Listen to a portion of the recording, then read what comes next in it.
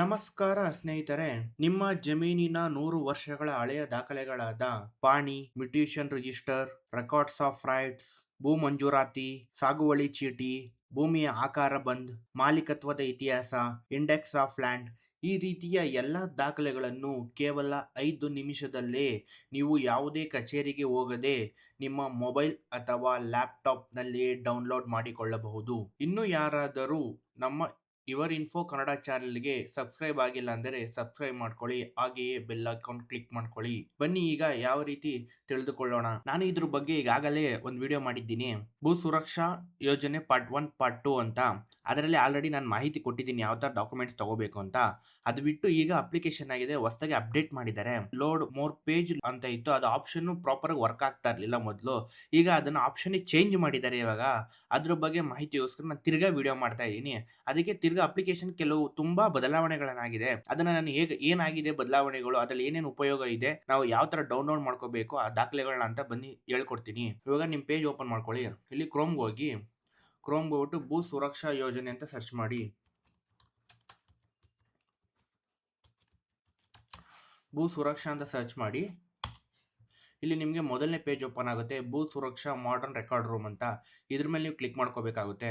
ನೋಡಿ, ನಿಮಗೆ ಈ ತರ ಒಂದು ಪೇಜ್ ಓಪನ್ ಆಗುತ್ತೆ. ಈ ಪೇಜ್ ಓಪನ್ ಆದ್ಮೇಲೆ ನಿಮ್ಮ ಮೊಬೈಲ್ ನಂಬರ್ ಏನಿರುತ್ತೆ, ನಿಮ್ಮ ಮೊಬೈಲ್ ನಂಬರ್ ಹಾಕಬೇಕಾಗುತ್ತೆ. ಇಲ್ಲಿ ನಿಮ್ಮ ಮೊಬೈಲ್ ನಂಬರ್ ಹಾಕಿದ ನಂತರ OTP ರಚಿಸಿ ಅಂತ ಇದೆಯಲ್ಲ, ಇದ್ರ ಮೇಲೆ ನೀವು ಕ್ಲಿಕ್ ಮಾಡಿ.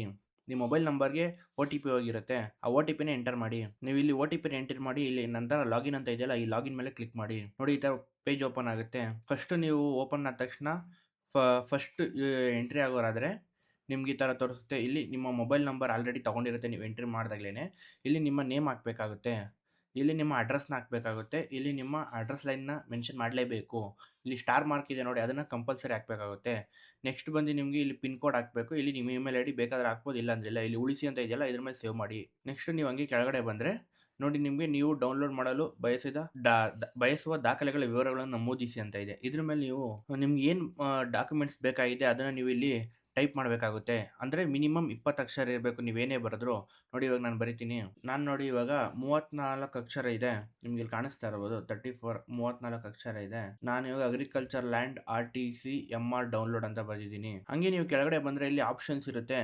ಕನ್ನಡ ಅಥವಾ ಇಂಗ್ಲಿಷ್ ಬೇಕು ಅಂತ. ನಾನು ಕನ್ನಡ ಅಂತ ಸೆಲೆಕ್ಟ್ ಮಾಡ್ಕೊಂತೀನಿ. ನಿಮ್ಗೆ ಇಂಗ್ಲಿಷ್ ಬೇಕಾದ್ರೆ ಇಂಗ್ಲಿಷ್ ಅಂತ ಸೆಲೆಕ್ಟ್ ಮಾಡ್ಕೊಳ್ಳಿ. ಅದಾದ್ಮೇಲೆ ಇಲ್ಲಿ ಹೊಸ ವಿನಂತಿಯನ್ನು ರಚಿಸಿ ಅಂತ ಇದೆಯಲ್ಲ, ಇದ್ರ ಮೇಲೆ ಕ್ಲಿಕ್ ಮಾಡ್ಕೋಬೇಕಾಗುತ್ತೆ. ನೋಡಿ, ನಿಮ್ಗೆ ಈ ತರ ಒಂದು ಪಾಪಪ್ ಬರುತ್ತೆ. ಸಲ್ಲಿಸಿ ಅಂತ ಇದೆಯಲ್ಲ, ಇದ್ರ ಮೇಲೆ ಕ್ಲಿಕ್ ಮಾಡಿ. ಅದಾದ್ಮೇಲೆ ನೋಡಿ, ಈ ತರ ಒಂದು ನಿಮಗೆ 4 ಆಪ್ಷನ್ ಓಪನ್ ಆಗುತ್ತೆ. ಈ 4 ಆಪ್ಷನಲ್ಲಿ ನೀವು 4 ರೀತಿಲೂ ನೀವು ದಾಖಲೆಗಳನ್ನ ನಾನು ಇದ್ರ ಬಗ್ಗೆ ಆಲ್ರೆಡಿ ಸ್ಟೆಪ್ ಬೈ ಸ್ಟೆಪ್ ಯಾವ ತರ ಹುಡುಕೋದು ಅಂತ ವಿಡಿಯೋ ಮಾಡಿದ್ದೀನಿ. ಅದನ್ನ ನೀವು ನೋಡ್ಬೋದು. ನಾನು ಇವತ್ತು ಗ್ರಾಮದೊಳಗಿನ ನಂಬರ್‌ನೊಂದಿಗೆ ದಾಖಲೆಗಳನ್ನು ಹುಡುಕಿ ಅಂತ ಇದೆಯಲ್ಲ, ಇದ್ರ ಬಗ್ಗೆ ಹೇಳ್ಕೊಡ್ತೀನಿ. ಇವಾಗ ಕ್ಲಿಕ್ ಮಾಡ್ಕೊಳ್ಳಿ. ಇಲ್ಲಿ ಬಂದು ನಿಮ್ಮ ಜಿಲ್ಲೆನ ಸೆಲೆಕ್ಟ್ ಮಾಡ್ಕೋಬೇಕಾಗುತ್ತೆ. ಇಲ್ಲಿ ನಿಮ್ಮ ತಾಲೂಕು ಏನಿರುತ್ತೆ, ನಿಮ್ಮ ತಾಲೂಕನ್ನೇ ಸೆಲೆಕ್ಟ್ ಮಾಡ್ಕೊಳ್ಳಿ. ಇಲ್ಲಿ ನಿಮ್ಮ ಹೋಬಳಿ ಏನಿರುತ್ತೆ, ಹೋಬಳಿನ ಸೆಲೆಕ್ಟ್ ಮಾಡ್ಕೊಳ್ಳಿ. ಇಲ್ಲಿ ನಿಮ್ಮ ಪಂಚಾಯತ್ ಏನು ಬರುತ್ತೆ, ನೀವು ಪಂಚಾಯತಿನ ಸೆಲೆಕ್ಟ್ ಮಾಡ್ಕೊಳ್ಳಿ. ನಾನು ಯಾವುದೋ ಒಂದು ಸೆಲೆಕ್ಟ್ ಮಾಡ್ಕೊತೀನಿ. ಇಲ್ಲಿ ಬಂದು ನಿಮ್ಗೆ 2 ಆಪ್ಷನ್ ಇರುತ್ತೆ ನೋಡಿ, ಫೈಲ್ಸ್, ರಿಜಿಸ್ಟರ್ ಅಂತ. ನೀವು ರಿಜಿಸ್ಟರ್ ಅಂತ ಸೆಲೆಕ್ಟ್ ಮಾಡ್ಕೋಬಹುದು, ಫೈಲ್ಸ್ ಅಂತ ಸೆಲೆಕ್ಟ್ ಮಾಡ್ಕೋಬಹುದು. ಇಲ್ಲಿ ಆಲ್ 2 ಅಂತ ಸೆಲೆಕ್ಟ್ ಮಾಡ್ಕೊಂಡ್ರು ಡಾಕ್ಯುಮೆಂಟ್ ಸಿಗುತ್ತೆ. ನಾನು ಇವಾಗ ರಿಜಿಸ್ಟರ್ ಅಂತ ಸೆಲೆಕ್ಟ್ ಮಾಡ್ಕೊತೀನಿ. ಇಲ್ಲಿ ನೋಡಿ, ತುಂಬಾ ಜನ ಮಿಸ್ಟೇಕ್ ಆಗ್ತಾ ಇರೋದೇ ಇಲ್ಲಿ. ಈ ಡಾಕ್ಯುಮೆಂಟ್ಸ್ ಏನಿದೆ, ಇಲ್ಲಿ ಯಾರು ಕೂಡ ಸರ್ವೆ ನಂಬರ್ನ ಮೆನ್ಷನ್ ಮಾಡಕ್ಕೆ ಹೋಗಬೇಡಿ. ಸರ್ವೆ ನಂಬರ್ ಮೆನ್ಷನ್ ಮಾಡಿದ್ರೆ ಓಪನ್ ಆಗೋದಿಲ್ಲ. ನಾನು ಟ್ರೈ ಮಾಡ್ತೀನಿ ನೋಡಿ. ಈಗ ನೋಡಿ, ಇಲ್ಲಿ ಸರ್ವೆ ನಂಬರ್ ನಾನು ಮೆನ್ಷನ್ ಮಾಡಿದ್ದೀನಿ. ಸರ್ಚ್ ಅಂತ ಕೊಡ್ತೀನಿ. ನೋಡಿ, no result available for the selected enters option ಅಂತ ಬರ್ತಾ ಇದೆ. ನೀವು ಅದೇ ವಿತೌಟ್ ಸರ್ವೆ ನಂಬರ್ನ ನಾನು ಇವಾಗ ಎಂಟ್ರಿ ಮಾಡ್ತೀನಿ. ನೋಡಿ, ಸರ್ಚ್ ಅಂತ ಕೊಟ್ಟರೆ ಡಾಕ್ಯುಮೆಂಟ್ಸ್ ಓಪನ್ ಆಗುತ್ತೆ. ವಿತೌಟ್ ಸರ್ವೆ ನಂಬರ್, ಅಲ್ಲಿ ಸರ್ವೆ ನಂಬರ್ನ ಮೆನ್ಷನ್ ಮಾಡಬೇಡಿ, ಕನ್ಫ್ಯೂಸ್ ಆಗಬೇಡಿ. ಇದು ನೋಡಿ, ನಿಮ್ಮ ಪಂಚಾಯಿತಿಯಲ್ಲಿ ಇರುವಂಥ ಪ್ರತಿಯೊಂದು ಇಯರ್‌ಗಳ ವಿವರವಾದ ಮಾಹಿತಿ. ನೋಡಿ, RR ನಾನು ಆಲ್ರೆಡಿ ಹೇಳಿದ್ದೆ. RR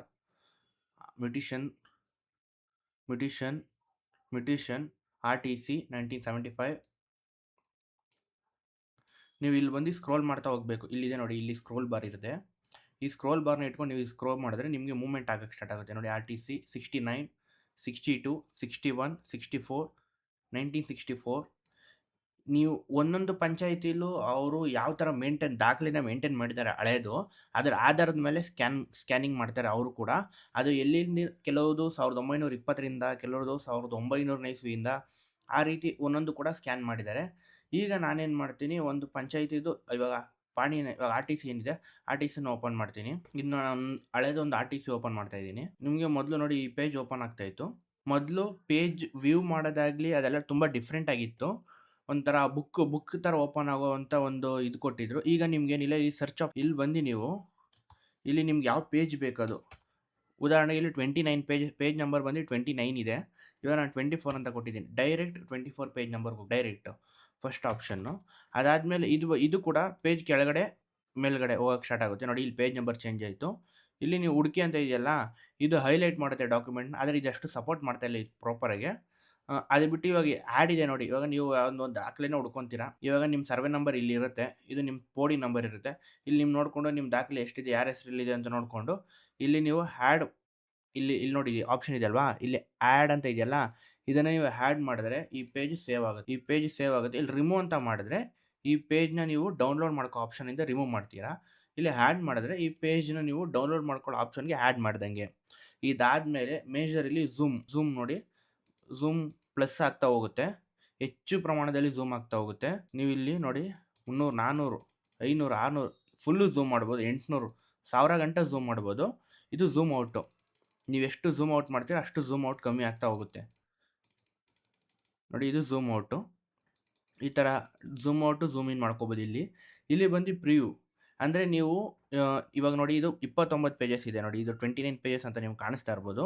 ಇಲ್ಲಿ ನಾನು ನೆಕ್ಸ್ಟ್ ಅಂತ ಕೊಡ್ತೀನಿ. ಮೇಜರ್ ಎಷ್ಟೋ ಜನಕ್ಕೆ ಪ್ರಾಬ್ಲಮ್ ಆಗ್ತಾ ಇದ್ದಿದೆ, ಇಲ್ಲಿ ಲೋಡ್ ಮೋರ್ ಪೇಜಸ್ ಅಂತ ಕೊಟ್ಟಿದ್ರು. ಇವಾಗ ನಾನೇನು ಮಾಡ್ತೀನಿ, ನೆಕ್ಸ್ಟ್ ಅಂತ ಕೊಡ್ತೀನಿ ನೋಡಿ. ನೆಕ್ಸ್ಟ್ ಅಂತ ಕ್ಲಿಕ್ ಮಾಡಿದೆ ಇಟ್ಗೆ ಲೋಡ್ ಆಗೋಕ್ಕೆ ಸ್ಟಾರ್ಟ್ ಆಗುತ್ತೆ.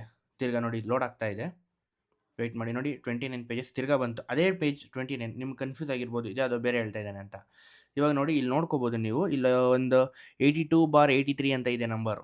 ಈ ಪೇಜ್ನ ನಾನು ಝೂಮ್ ಮಾಡಿ ತೋರಿಸ್ತೀನಿ, ನಿಮಗೆ ಕ್ಲಾರಿಟಿ ಗೊತ್ತಾಗುತ್ತೆ ಅವಾಗ ಕ್ಲಾರಿಟಿಗೆ. 82/83 ಅಂತ ಇದೆಯಲ್ಲ, ಪ್ರೀವ್ ಅಂತ ಹಾಕ್ತೀನಿ ನೋಡಿ. ಇದು ಪ್ರೀವ್ ಅಂತ ಹಾಕಿದ್ರೆ ಬ್ಯಾಕ್ ಬಂಡಲ್ ಥರ ಮಾಡಿಬಿಟ್ಟಿದೆ. ನೆಕ್ಸ್ಟು ಈ ಬಂಡಲ್ ಇದೆಯಲ್ಲ, ಈ ಬಂಡಲ್ ಪ್ರೀವ್ ಅಂತ ಕೊಟ್ಟರೆ ಬಂಡಲ್ ಚೇಂಜ್ ಆಗುತ್ತೆ ನೋಡಿ. ನಾನು ಪೇಜ್ ನಂಬರ್ ಫಸ್ಟ್ ಪೇಜಿಗೆ ಕರ್ಕೊಂಡ್ಬರ್ತೀನಿ ನೋಡಿ. ಫಸ್ಟ್ ಪೇಜಲ್ಲಿ ದ್ವಿಪ್ರತಿಯಲ್ಲಿ ಭರ್ತಿ ಮಾಡಬೇಕಾದ ಚೆಕ್ ಲಿಸ್ಟ್ ಅಂತ ಇದೆಯಲ್ವಾ, ನೆಕ್ಸ್ಟ್ ಅಂತ ತಿರ್ಗಾ ಕ್ಲಿಕ್ ಮಾಡಿದ್ರೆ ನೋಡಿ ಇದು 8283 ಈ ನಂಬರ್ ಬಂತು. ಇವಾಗ ಗೊತ್ತಾಯ್ತಾ, ಬಂಡಲ್ ಟು ಬಂಡಲ್ ಚೇಂಜ್ ಮಾಡಿದ್ದಾರೆ. ಆ ಇಯರ್ ಏನಿರುತ್ತೋ ಅಷ್ಟು ಇಯರ್ದು ಕೂಡ ದಾಖಲೆ ಅಲ್ಲೇ ಮೆನ್ಷನ್ ಆಗಿರುತ್ತೆ. ಇದನ್ನು ಕನ್ಫ್ಯೂಸ್ ಮಾಡ್ಕೊಳಕ್ಕೆ ಹೋಗ್ಬೇಡಿ. ಇದು ಪೇಜ್ ನಂಬರ್ಸು. ನೀವು ಇಲ್ಲಿ ಆ್ಯಡ್ ಮೋರ್ ಪೇಜಸ್ ಅಂತ ಇದೆಯಲ್ಲ ಈ ಬಂಡಲ್ ಒಳಗಡೆ, ಇಲ್ಲಿ ಆ್ಯಡ್ ಮೋರ್ ಪೇಜಸ್ ಇಲ್ಲಿ ಆ್ಯಡ್ ಮಾಡಿಕೊಂಡ್ರೆ ಇಲ್ಲಿ ಪೇಜ್ ನಂಬರ್ ತೋರಿಸುತ್ತೆ, ನೀವು ಯಾವ ಪೇಜ್ ನಂಬರ್ನ ಆ್ಯಡ್ ಮಾಡ್ಕೊಂಡಿದ್ದೀರಾ ಅಂತ. ಇದು ಎಷ್ಟು ಪೇಜ್ ಆ್ಯಡ್ ಮಾಡ್ಕೊಂಡಿದ್ದೀರಾ ಅನ್ನೋದನ್ನು ತೋರಿಸುತ್ತೆ. ಅಂದರೆ ಹಳೆ ಬಂಡಲ್ ಪೇಜ್ ಕೂಡ ಇದರಲ್ಲಿ ಶೋ ಆಗ್ತಾ ಹೋಗುತ್ತೆ. ಫಸ್ಟ್ ಬಂಡಲಲ್ಲಿ ನಾವು ಒಂದು ಪೇಜ್ನ ಆ್ಯಡ್ ಮಾಡ್ಕೊಂಡಿದ್ದು ತೋರಿಸ್ತೀನಿ ರೀ. ಇಲ್ಲಿ ಪೇಜ್ ನಂಬರ್ ನೋಡಿ, ಇಲ್ಲಿ 25 ಅನ್ನೋ ಪೇಜ್ ನಂಬರ್ನ ಆ್ಯಡ್ ಮಾಡ್ಕೊಂಡಿದ್ದೀವಿ, ಅದು ಕೂಡ ಕೌಂಟ್ ಆಗಿದೆ. ನೆಕ್ಸ್ಟ್ ಬಂಡಲ್ ಇದರಲ್ಲೂ ಕೂಡ ಒಂದು ಪೇಜ್ನ ಆ್ಯಡ್ ಮಾಡ್ಕೊಂಡಿದ್ದೀವಿ. ಎರಡೂ ಸೇರಿ 2 ಪೇಜಸ್ಸು. 1 ಪೇಜಸ್ಗೆ 10 ರೂಪೀಸ್ ಆಗುತ್ತೆ. 2 ಪೇಜಸ್ಗೆ 20 ರೂಪೀಸ್. ಆದರೆ ನೀವು ಒಂದು ಸತಿ ಸೆಲೆಕ್ಟ್ ಮಾಡ್ಕೊತೀನಿ ಅಂದರೆ ಮಿನಿಮಮ್ 5 ಪೇಜಸ್ನ ನೀವು ಡೌನ್ಲೋಡ್ ಮಾಡ್ಕೋಬೋದು. ಅದ್ರ ಮೇಲೆ ತಿರ್ಗಾ ನೀವು ಬೇಕು ಅಂದರೆ ಆ ಡೌನ್ಲೋಡ್ ಆಯ್ಕೆ ಮಾಡ್ಕೊಳ್ತಿಲ್ಲ ಪೇಜಸ್ನ, ಅದನ್ನು ರಿಮೂವ್ ಮಾಡಿ ತಿರ್ಗಾ ನೀವು ಆ್ಯಡ್ ಮಾಡಿಕೊಂಡ್ರೆ ಪೇಜಸ್ನ ನಿಮ್ಗೆ ಆವಾಗ ಡೌನ್ಲೋಡ್ ಆಗೋಕ್ಕೆ ಸ್ಟಾರ್ಟ್ ಆಗುತ್ತೆ. ಇಲ್ಲಿ ಪ್ರಿವ್ಯೂ ಅಂತ ಆಪ್ಷನ್ ಇದೆಯಲ್ಲ, ತೋರಿಸ್ತೀನಿ ನೋಡಿ. ಇದು ಪ್ರಿವ್ಯೂ ಅಂತ ಆಪ್ಷನ್ ಇದೆಯಲ್ಲ, ಈ ಪ್ರಿವ್ಯೂ ಆಪ್ಷನ್ ಬಂದುಬಿಟ್ಟು ನೀವು ಇಲ್ಲಿ ಕ್ಲಿಕ್ ಮಾಡಿದ್ರೆ ನಿಮಗೆ ಫ್ರೀಯಾಗಿ ವ್ಯೂ ಮಾಡ್ಬೋದು. ಆ ಡಾಕ್ಯುಮೆಂಟ್ಸ್ನ ನೀವು ಡೌನ್ಲೋಡ್ ಮಾಡ್ಕೋಬೋದು. ಆದರೆ ಅದನ್ನು ಲೀಗಲಾಗಿ ಎಲ್ಲೂ ಬರ್ಸೋಕ್ಕಾಗಲ್ಲ. ಫಾರ್ ವ್ಯೂ ಪರ್ಪಸ್ ಓನ್ಲಿ ಅಂತ ನಿಮಗೆ ಶೋ ಆಗೋಕ್ಕೆ ಸ್ಟಾರ್ಟ್ ಆಗುತ್ತೆ. ಫಾರ್ ವ್ಯೂ ಪರ್ಪಸ್ ಓನ್ಲಿ ಅಂತ ಶೋ ಆಗುತ್ತೆ. ಇಲ್ಲಿ ಡೌನ್ಲೋಡ್ ಆಪ್ಷನ್ ಇದೆಯಲ್ಲ, ಇಲ್ಲಿ ಡೌನ್ಲೋಡ್ ಕ್ಲಿಕ್ ಮಾಡಿಕೊಂಡ್ರೆ ನಿಮ್ಗೆ ಏನು ಡಾಕ್ಯುಮೆಂಟ್ಸ್ ನೇಮ್ ಟೈಪ್ ಕೊಟ್ಟು ನೀವು ಅದನ್ನು ಸೇವ್ ಮಾಡ್ಕೋಬೋದು.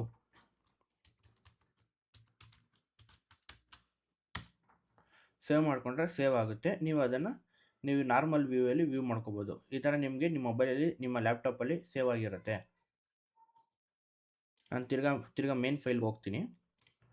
ತಿರ್ಗಾ ನೀವು ಪ್ರಿವ್ಯೂ ಆದಮೇಲೆ ನಾನು ಇನ್ನೊಂದು ಸತಿ ಈ ನೆಕ್ಸ್ಟ್ ಅಂದರೆ ಏನಂತ ಹೇಳ್ತಾ ಇದ್ದೀನಿ, ಯಾಕಂದರೆ ತುಂಬ ಜನ ಕನ್ಫ್ಯೂಸ್ ಆಗೋಗಿದ್ರು. ಈ ಆಪ್ಷನ್ನೇ ತುಂಬ ಚೇಂಜ್ ಮಾಡಿರೋದು.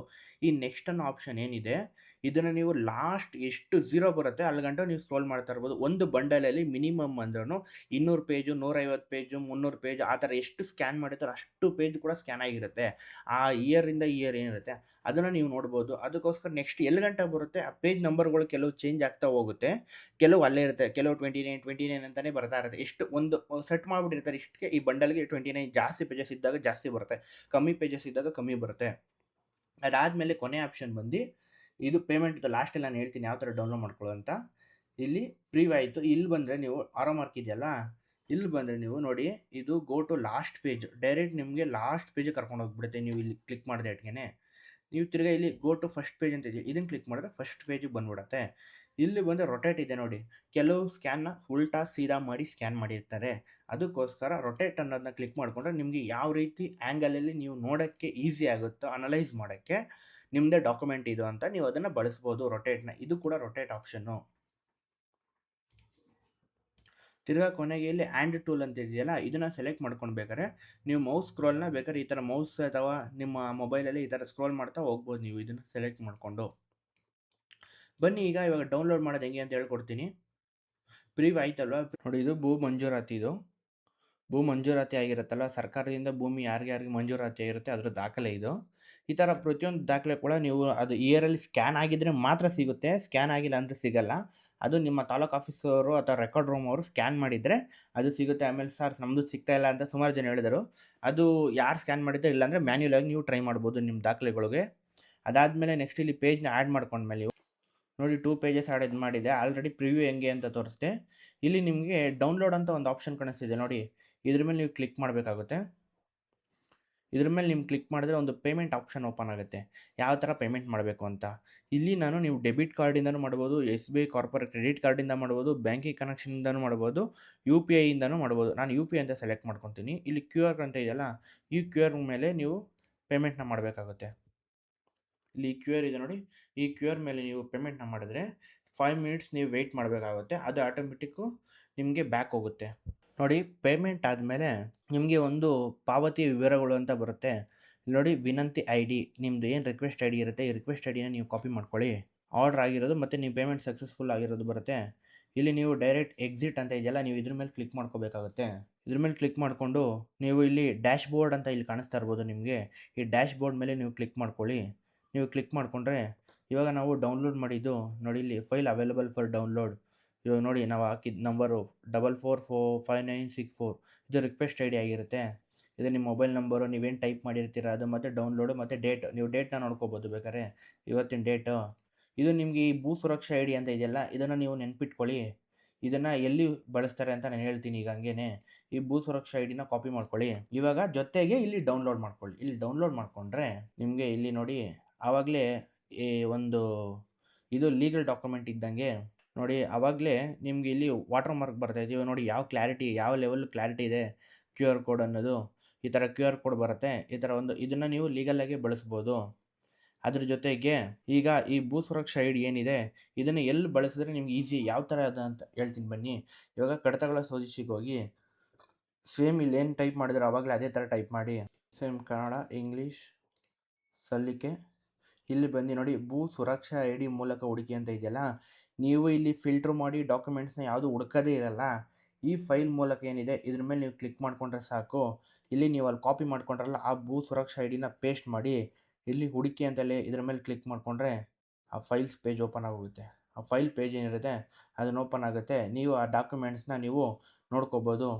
ಇಲ್ಲಿ ಹುಡುಕಿ ನೋಡ್ಕೋಬೋದು ಆ ಡಾಕ್ಯುಮೆಂಟ್ಸ್ ನಮಗೆ ಏನು, ಯಾವ ಡಾಕ್ಯುಮೆಂಟ್ಸ್ ಸರ್ಚ್ ಆಗುತ್ತೆ, ಲೋಡ್ ಆಗುತ್ತೆ, ವೆಯ್ಟ್ ಮಾಡಬೇಕು.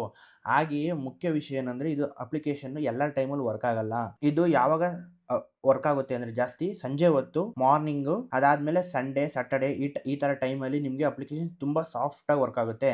ಮತ್ತು ಇಲ್ಲಾಂದರೆ ನಿಮಗೆ ಹ್ಯಾಂಗ್ ಆಗೋದು, ಸ್ಟ್ರಕ್ ಆಗೋದು, ಈ ಥರ ಬ್ಯಾಕ್ ಹೋಗಬೇಕಾಗುತ್ತೆ. ಇಲ್ಲಾಂದರೆ 2-3 ಸತಿ ತಿರ್ಗಾ ಲಾಗಿನ್ ಆಗೋ ಥರ, ಆ ಥರ ತುಂಬ ಪ್ರಾಬ್ಲಮ್ಸ್ ಆಗುತ್ತೆ. ಅದನ್ನು ನೋಡಿಕೊಂಡು ನೀವು ಟೈಮಿಂಗ್ಸ್ನ ನೋಡಿಕೊಂಡು ನೀವು ಲಾಗಿನ್ ಆಗಿ ಡಾಕ್ಯುಮೆಂಟ್ಸ್ನ ಹುಡುಕಿದ್ರೆ ತುಂಬ ಉಪಯೋಗ ಆಗುತ್ತೆ. ಈ ವಿಡಿಯೋ ನಿಮಗೆ ಇಷ್ಟವಾಗಿದ್ದರೆ ಲೈಕ್ ಮಾಡಿ ಮತ್ತು ಶೇರ್ ಮಾಡಿ. ಇನ್ನೂ ಯಾರಾದರೂ ನಮ್ಮ ಯುವರ್ ಇನ್ಫೋ ಕನ್ನಡ ಚಾನಲ್ಗೆ ಸಬ್ಸ್ಕ್ರೈಬ್ ಮಾಡಿಲ್ಲ ಅಂದರೆ ಸಬ್ಸ್ಕ್ರೈಬ್ ಮಾಡ್ಕೊಳ್ಳಿ. ಹಾಗೆಯೇ ಬೆಲ್ ಐಕಾನ್ ಕ್ಲಿಕ್ ಮಾಡ್ಕೊಳ್ಳಿ. ಧನ್ಯವಾದಗಳು. Thank you friends.